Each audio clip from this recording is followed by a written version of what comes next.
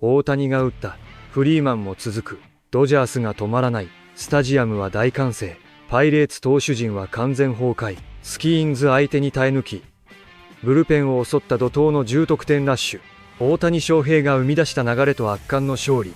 その全貌を見ていこう。As we said, we'll get to Will Smith out of the lineup for the third time. We're going to talk Freddie Freeman reaching a milestone. Also want to talk Eric Lauer. But the story tonight, Clint, is the Dodgers offense. And I mean, they kind of did their thing a little bit against Paul Skeens. 2 runs in 6 innings against Paul Skeens doesn't feel all that disappointing. But the moment that he left the game, I think the Dodgers had like 10 of the next 11 hitters reach base against the Pirates bullpen, which that will do for the Dodgers offense.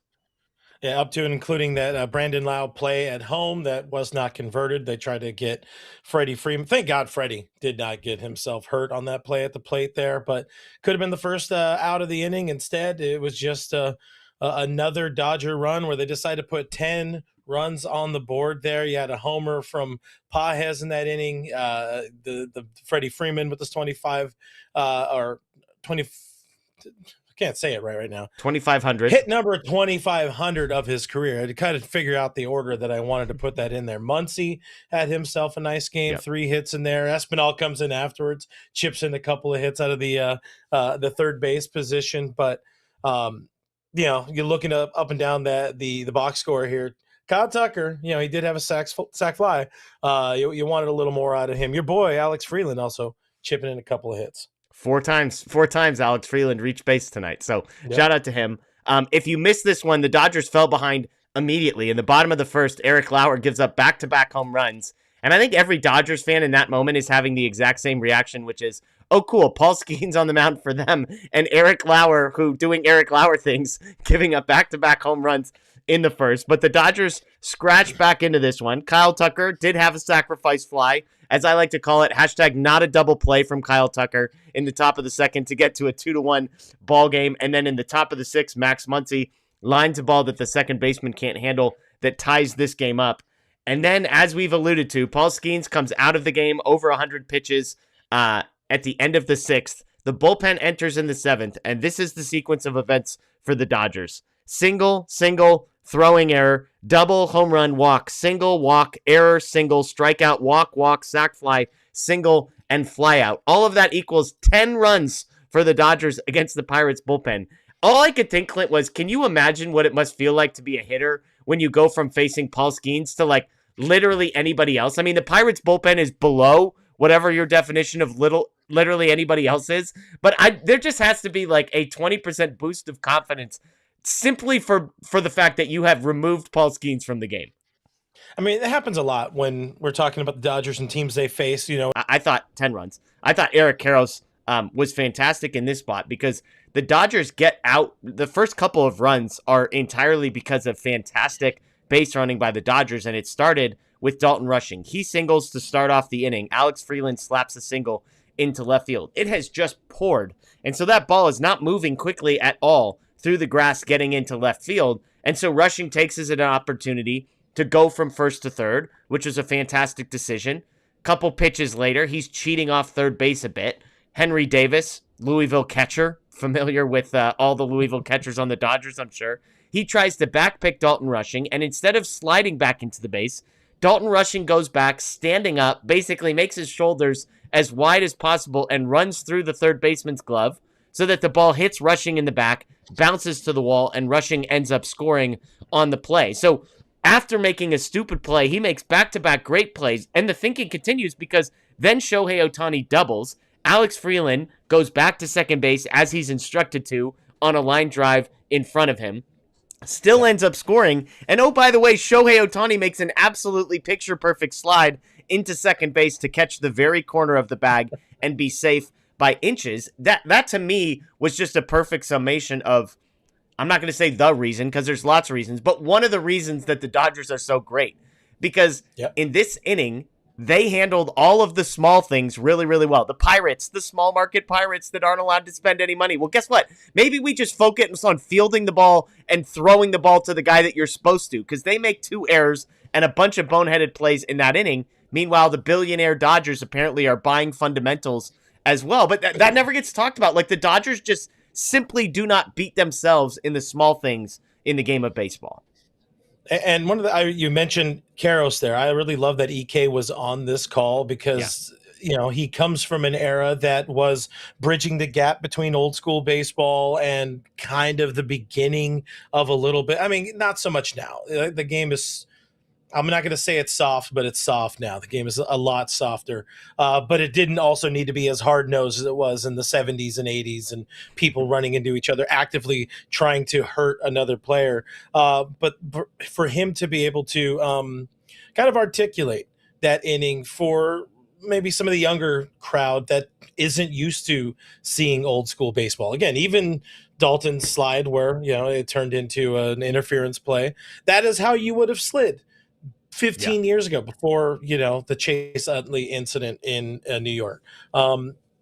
Seeing Dalton, by the way, Dalton kind of sneaky quick. You can tell he's still got some youth on them, catcher legs, stubby little legs and all that kind of stuff, but he could pick him up, put him down, going first to third there. And then, getting in the way, creating some sort of, not even a distraction, but, try to make it the most difficult path from point A to point B for that baseball, what he did getting back to third.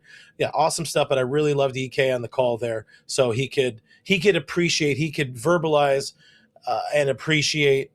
So hopefully others could appreciate everything that went on. Us have been watching baseball for, more than this hot stretch of 15 years of Dodger baseball, really, but went through the lean years where you saw them making boneheaded plays and dumb decisions and all of that kind of stuff. It's good baseball.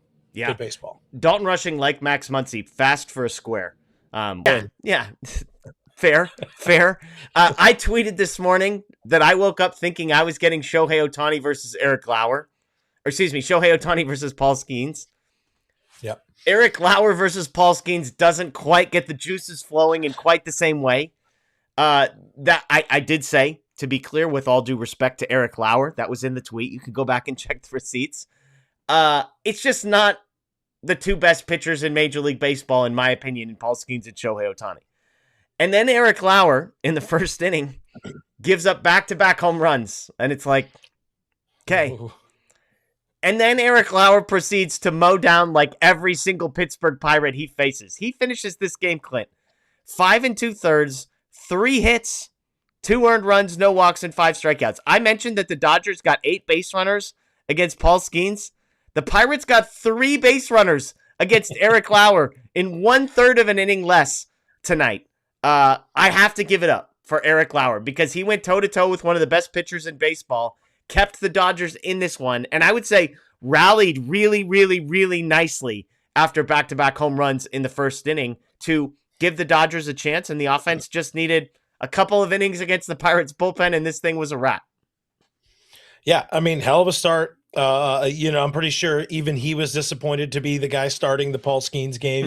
Missed it by that much to get an Ohtani Skeens. Not that we haven't seen that already before. At least I think we have with them two pitching against each other. Either way, just overall, like the Eric Lauer experience in a Dodger uniform has been so solid. He's been exactly what this team needed. I know some people were upset when he was picked up off the scrap heap from the Toronto Blue Jays, who apparently ran out of friendship, but 3 starts, 2.76 ERA, mentioned 16 and a third innings. It's 5 earned runs there. Tonight, no walks, just the 3 hits and 5 strikeouts. He's been fantastic. And we were laughing, or you were, I don't know if you were actually seriously, panicked this morning about what the injury was coming, or, why these Jake Eater, the AI pitchers that they called up, or at least they brought with them on this road trip.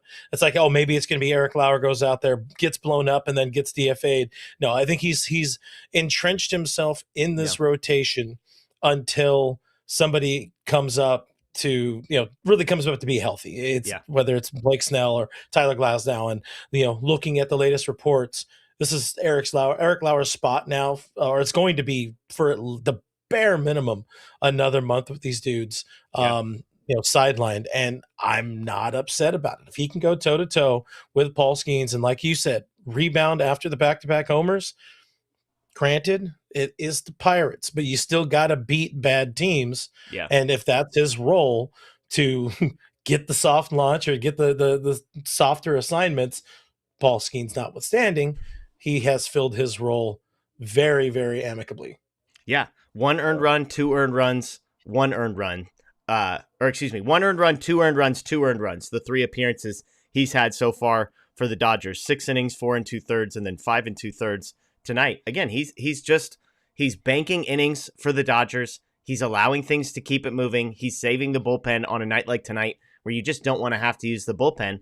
And a lot of those guys out there end up getting a couple days of rest. So shout out to Eric Lauer. And that we did not get a chance to discuss yet was Freddie Freeman. In the midst of that 10-run inning, he notched hit number 2,500.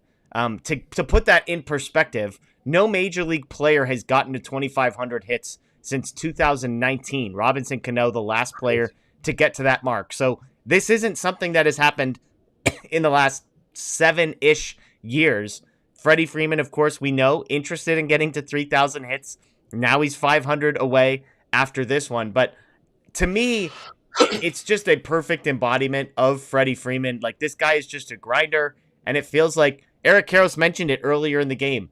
He would be nauseating, I think was the word he used, to face, because he's just spoiling Paul Skeens' fastballs, Paul Skeens' fastballs. And Karros said, he's like, it's not like it's Luis Ariz up there who's trying to just slap something into the, outfield somewhere. He's like, Freddie Freeman could take you deep at any moment, and he's just a professional hitter at the highest level. So a cool mark for him to get to 2,500 hits.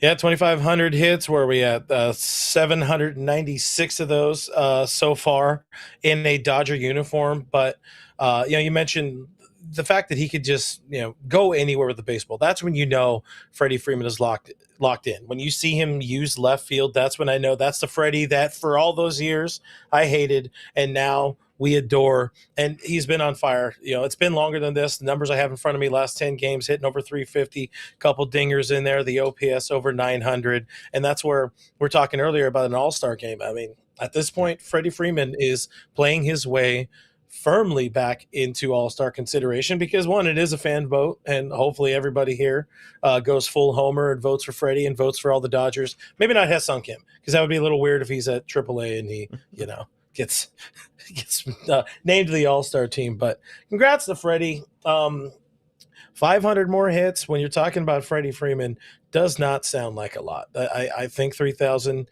is well within range. Is that going to happen, though, Speaks? Is that going to happen in a Dodger uniform? Because he needs at least one more season if we're going to have, beyond the contract. He needs at least one more to try to make that happen. What do you think? Do you think this guy is they're gonna figure something out with him?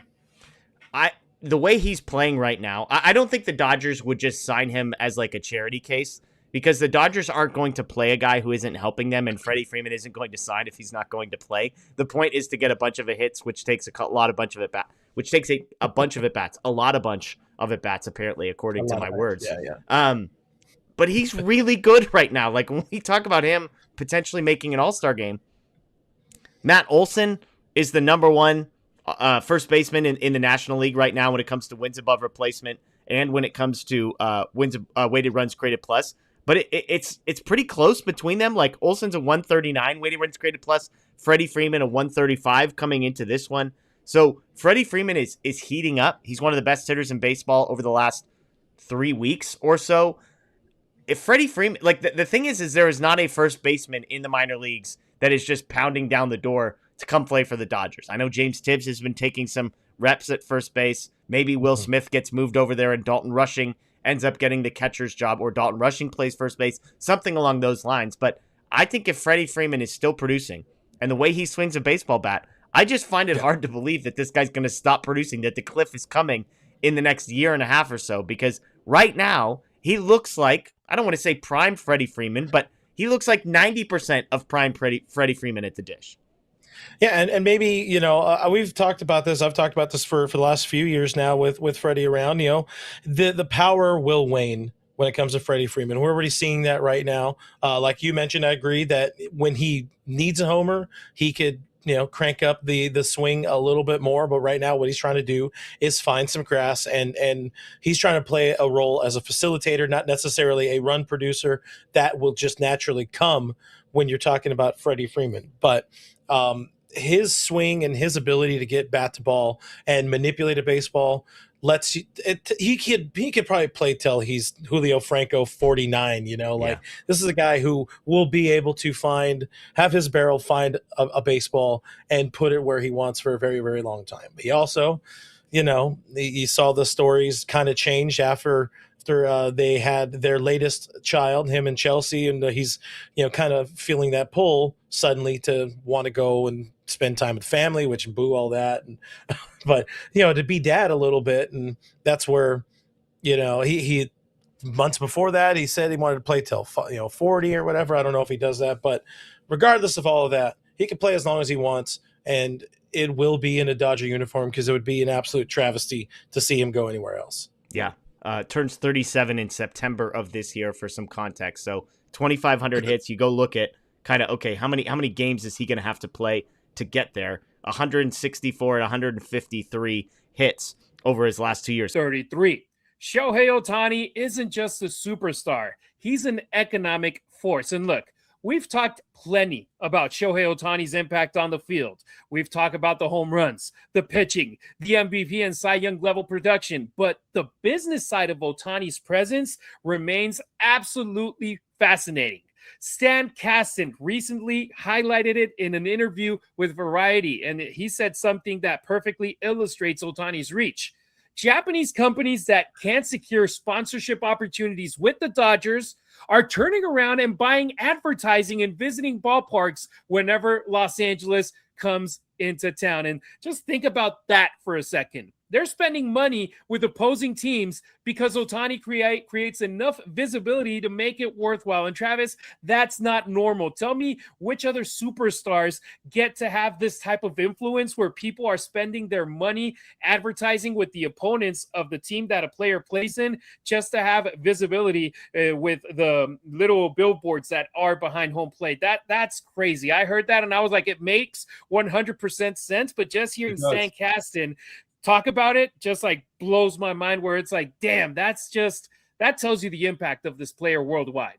I'm not saying that this has never happened before, but I've never heard of it before. This is the first time that I've heard of a setup like this. Now, I have noticed that when the Dodgers are on the road, there would seem to be a disproportionate amount of signs in those ballparks in Japanese, and on some teams that don't have Japanese players. So I've always kind of thought like, wow, that is unusual. And I didn't put the pieces together, but I did notice that it was there a lot. And then when I heard the story that you just referred to, it kind of clicked in like, oh, that's what it is that I've been seeing. And one of the theories is, and I don't know if this is true, but I heard it from a couple of people that are pretty reliable sources when it comes to this kind of stuff. But one of the driving forces in the Angels' refusal to trade Shohei Ohtani as they got closer and closer to his free agency approaching was they did not want to give up the money from those signs that you just talked about, those behind home plate signs, because that's money that goes directly to the team, that money that goes directly to the owner. That money is their money to keep. They don't have to share it. That in-stadium signage is all their money. And because to this point, Ohtani is such a cash cow, it's millions of dollars that they get in these situations. So, and if you're the Rockies or the Pirates or one of these other teams that's just not a very good team right now, and you're just trying to find any way to get some stuff going, and that Ohtani, the Rockies, Ohtani comes through 6 times a year, why not? Right? Like, why not jump on those 6 games if you can sell them for a pretty penny? Like you said, it makes a ton. Ohtani doesn't get any of that money. The Dodgers don't get any of that money, but he's the motor that's creating it all. No doubt about it. And heck, you even look at that, what is it, a makeup line where the celebration last year with him doing the thing around over his hands. You still see it in the Dodgers dugout when they put the camera next to the cubicles with the helmets and the bats. It's still there. That just shows you it's like, okay, the Dodgers are Uniqlo. It's a Japanese brand. The damn stadium's field at Dodger Stadium is named now after a Japanese brand. That money wasn't coming in until Shohei Ohtani was signed by the Boys in Blue. So when people ask that investment, $700 million over 10 years, is it worth it? You're damn it worth it. And look, you go to opposing ballparks and there's more fans in the stands, because the Dodgers are that type of brand, like the New York Yankees, where fans are going to travel and people live in other cities that support those teams. But then you add the Shohei Ohtani factor of it, where some folks don't even they're not Dodgers fans, but they're Ohtani fans, and they're going to go just to watch him pitch. And it's incredible, Travis. You've been at ballparks when Shohei Ohtani's playing. He has his at-bat. If he doesn't get on base, fans start going up to the stands, to go up to the concessions, to go get drinks, to go get popcorn, whatever. But they're sure that the next time that Ohtani's up at the plate or pitching, that they're back in their seats. That's the type of impact this guy has, and that's why I said we know that in the stands with the fans, they're making money, the opposing teams of the Dodgers, when the LA is in town. But now also marketing-wise, sponsorship dollar-wise, that's just something where it's going to take a while to find another player. You have Aaron Judge with the Yankees, and you don't hear this type of stories. When the Yankees are in town, they're selling more sponsorships because Aaron Judge is going to come and play. Well, you're right, but Aaron Judge is from the United States, so you don't get that entire other market that comes along with it, right? Like, that's the real secret sauce for what Ohtani does. Yes, he's popular like very few athletes in this country are, but he brings an entire other international audience that watches him every single night. So, if Aaron Judge shows up in Chicago or Atlanta or wherever, it's still mostly American baseball fans that are consuming this stuff. But when Shohei goes from city to city, every television set in Japan is glued to it. And that's why these are Japanese companies and not necessarily like Ohtani's. I think Ohtani is a Porsche representative. One of those things, like Porsche is not putting that stuff up there. These are brands from Japan that are basically figured out a way to kind of go in there and get some of that Ohtani shine without having to give Ohtani any of the money, without having to give the Dodgers any of the money. It's probably much cheaper to buy, 6 games at Coors Field than it is to do a season-long sponsorship with the Dodgers. And, he is just a revenue machine like nothing I've ever seen before in baseball. That's for sure. I don't really follow soccer all that much. I'm sure that Messi and Ronaldo and those guys are all incredibly good at generating money. LeBron James in China, Kobe in China was another one that was able to turn on that marketing thing like that. But that Ohtani he might be on a tier all of his own because he brings an entire baseball crazy country with him. And there are other good Japanese players, but there's only one guy like that. Look, everybody wants a piece of the attention that Shohei generates, and that's why his value goes so far beyond traditional baseball measurements, because you can calculate home runs or OPS, but it's much harder to calculate the broader impact he has on the sport and on the business surrounding the sport, and that's why Shohei Ohtani is a one of one. So let me throw this one to you. Do you think Shohei Ohtani is already the most impactful global star baseball has ever had, or is there another player that you would put ahead of him? Let me know your answer on YouTube or reach us out on social media. Travis, your answer? I'm struggling to come up with anybody that's even close. I don't even think there's a close second. I think there's Ohtani, and then there's 100 empty spaces, and then there's the next guy. When Nomo came over, he was popular. We saw Ichiro when he came over, he was popular. We've seen players from Latin America be very popular, but we've never seen anything like this. This is just entirely unique. So yeah, I don't think there's anybody that's anywhere near it. One of one. All right. That's going to do it for today's episode. Thank you for making Locked On Dodgers your first listen of the day. And thank you for making Locked On the #1 sports podcast network. We'll be back on Thursday to recap Shohei Ohtani's latest start on the mound, if the weather allows it to happen in Pittsburgh. That's the only thing that could stop Shohei Ohtani. Rain, Travis. Yeah. Yeah, like I'm sure if they let him pitch in the rain, he'd be awesome too. I think it'll stop everybody but him, but he just has to wait it out with the rest of us. If you're with us every day, ここまで見てくれたあなた、本当にありがとう。この動画が少しでも面白かったら、コメントで意見を聞かせてください。そして高評価、シェア、チャンネル登録も忘れずに、次の動画でまた一緒に野球の熱狂を味わいましょう。